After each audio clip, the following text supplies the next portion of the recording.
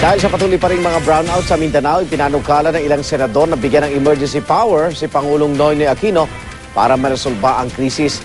May solusyon naman pinag-aaralan ng Department of Energy. Ang problema, tataas ang singil sa kuryente. Saksi si Teresa Andrada. Nitong Biyernes lang na magka-short circuit sa control tower ng Zamboanga International Airport. Epekto raw ng sunod-sunod na brownout sa lungsod. Sa iba pang bahagi ng Mindanao gaya ng North Cotabato, hanggang tig-3 oras na ang rotational brownout. Mahina kasi ang produksyon ng mga hydroelectric power plant sa Mindanao dahil sa tag-init. Ang Pulangi Hydropower Plant nga, isasara pa dahil sa maintenance check.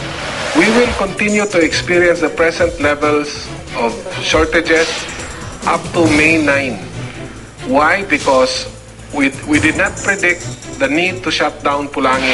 Si Pangulong Noynoy Aquino iginiit sa mga hinarap na business leaders na sa pangmatagalan, madadagdagan daw ang produksyon ng kuryente sa bansa gamit ang renewable energy.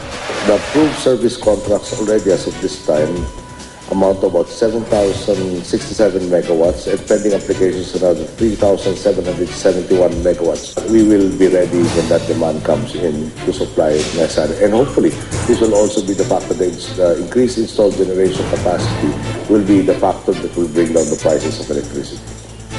Pero paano ang kasalukuyan ng problema na nangangailangan ng solusyon? Sabi ni Senador Chis Escudero, pwedeng amendahan ng IPIRA law para mabigyan ng standby powers ang Pangulo. Sa ngayon kasi, kailangan pang magpasa ng resolusyon ng Kongreso para mabigyan ng special emergency powers ang Pangulo tuwing magkakakrisis sa kuryente. Bagay na naipagkaloob noon kay dating Pangulong Fidel Ramos.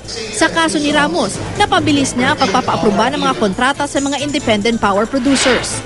Sakali mangganap na itulak sa Kongreso ang pagbibigay ng emergency power sa Pangulo, ayon sa palasyo, saka na lang daw nila ito pag-aaralan.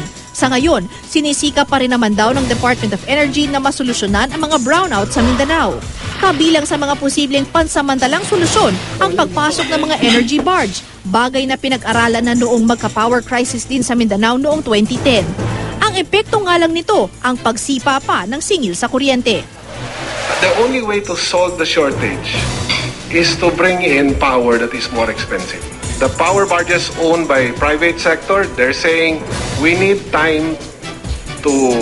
an assurance na kasi gagasto sila pagdating doon, kung walang bibili, patay sila.